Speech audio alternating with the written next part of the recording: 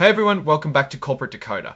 Ever wonder what a company is really saying when they file those massive reports with the SEC? Today we're cracking open the latest 10K from HG Holdings, a company that looks like it has a split personality disorder, going from furniture to title insurance.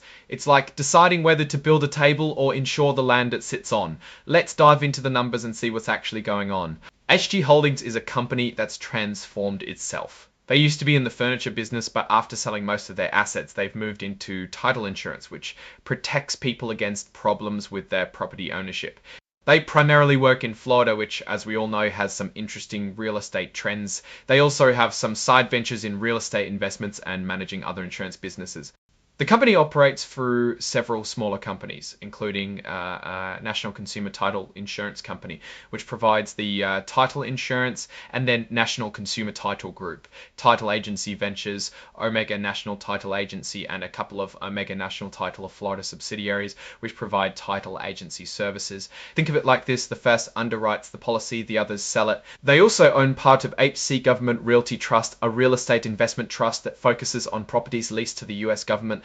It's worth mentioning the standard legal disclaimer.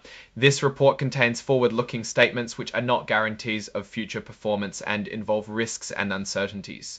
In other words, don't take everything they say as gospel. A significant portion of HG Holdings revenue comes from providing title insurance services. This business is heavily reliant on real estate activity, so things like home sales and mortgage refinancing are crucial. Let's define that. Mortgage refinancing are crucial. Let's define that. Mortgage refinancing are crucial. Let's define that. Mortgage refinancing are crucial. Let's define that. Mortgage refinancing are crucial. Let's define that. Mortgage refinancing are crucial. Let's define insurance business has lots of ups and downs based on real estate and mortgage markets. That's the heart of what they do. Title insurance is a big deal in the US, particularly when people get mortgages. It helps make sure that ownership of a property is clear and protects against any existing problems with the title. Before a title insurance policy is issued, the company does a title search. This is basically a background check on the property's history, looking for any issues such as unpaid debts or conflicting ownership claims. Title insurance has two basic types, one for the mortgage lender and one for the homeowner. When you buy a house and get a mortgage, the lender will usually require you to buy a lender's title insurance policy. But that title insurance policy does not protect the property owner. The amount they charge for title insurance, known as the premium, is usually based on the value of the property. In Florida, the state government regulates these rates. In addition to premiums, the company makes money from things such as escrow and closing services. Escrow and closing services. Escrow is like having a neutral third party hold onto funds and documents until the deal is finalized. And these fees make up a pretty big part of HG Holdings' total revenue. The way HG Holdings sells its title insurance policies is through two main routes: sales representatives who work directly for the company and authorized agents who might work for other companies as well. Their marketing targets key people like real estate agents and brokers, mortgage brokers, and commercial lenders. Through its investment in HC Realty, the company has exposure to real estate related activities. Stephen Ahalthasser, who is the chairman and CEO of HG Holdings, is also the chairman, CEO, and president of HC Realty, so there is very tight control of both companies. The company, through a subsidiary called HGMA, also provides management services such as helping new businesses get started and get licensed and approved. During the year, the company provided this service to HPMA for $200,000 a month. Acquiring new businesses is part of their growth plan, but that there are risks involved. If they can't find good businesses to buy, or if they spend a lot of money researching a purchase that doesn't happen, that could hurt the company. Cybersecurity is a big concern for pretty much every company these days, including HG Holdings. They face risks from computer viruses, hackers, and other online attacks, any of which could interrupt their business and potentially expose them to liability. The risk is considered higher during war times, as they say. During times of war and other major conflicts, we and the third-party service providers upon which we may rely may be vulnerable to a heightened risk of these attacks, including retaliatory cyber attacks. The company holds cash in bank accounts which may be above the insurance coverage limit. If something were to happen to the bank, they might not be able to get all their money back, which could affect their short-term liquidity. Their stock is traded on the OTCQB market, which isn't as active or liquid as a major stock exchange. This can make it harder for investors to buy or sell their shares. The company has a significant amount of goodwill on its books, which is kind of like an intangible asset representing the value of a company's reputation and customer relationships. If the company does poorly or economic conditions decline, they might have to write down the value of that goodwill, which would reduce their operating income. Because large mortgage lenders and government-sponsored enterprises have significant influence, changes to those relationships could hurt their business.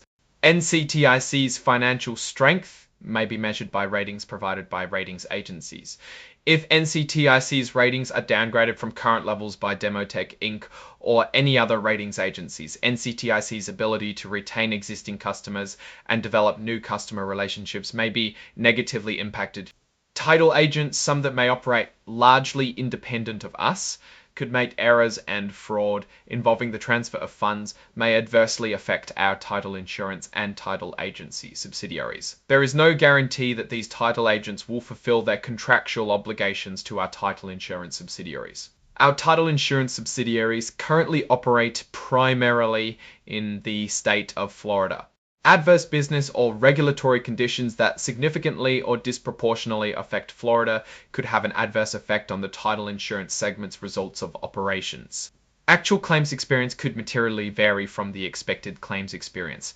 NCTIC maintains a reserve for incurred but not reported claims. The CEO spends his time on other ventures. Mr. Hale, our Chief Executive Officer, will be employed for the foreseeable future on a part-time basis and has outside business interests that could require substantial time and attention. Now let's check out the actual financial numbers. Their revenue is related to the level of real estate activity, such as sales, mortgage financing, and mortgage refinancing. Mortgage rates remained very high after emergency actions taken by the Federal Reserve to substantially increase its benchmark interest rate. Here's a quick look at some key figures for the year. Total revenue was $11.55 million, pretty flat compared to $11.9 million the year before. Gross profit also didn't change much, sitting at $10.9 million, but here's the kicker. They still ended up with a loss of $267,000, though that is an improvement from a loss of $908,000 the previous year. In other words, they're making money but losing money at the same time due to various operating expenses. Taking a closer look, you can see the net title premium written in 2024 was $6,009 compared to $5,948,009 in $48,000 in 2020, $5,000 to $3,000, $3,000 to $3,000, $3,000 to $3,000, $3,000 to $3,003. This Sanjamin is doing more but making slightly less from title insurance. Their cash position is pretty good. Cash and restricted cash at end of period, $20,409 compared to $17,752, 17 on money. So, after wading through the details, what's the verdict on HG Holdings Consig? The company's attempt to pivot from furniture to financial services is a mixed bag. While the title insurance business has potential, it's heavily dependent on external factors like interest rates and economic conditions. Here's what I'm looking at. The related party transactions and the CEO's attention being split between multiple companies raises some eyebrows. You need to make sure that there are no conflicts of interest which can potentially be a huge drag. The company has a decent cash pile, but consistent profitability remains a challenge. It's a small fish swimming with sharks in the title insurance industry.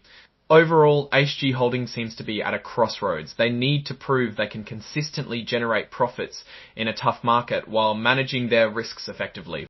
So, that's it for this episode. If you like this video, leave a like and please subscribe for more corporate deep dives. Let me know in the comments which company you'd like me to decode next time.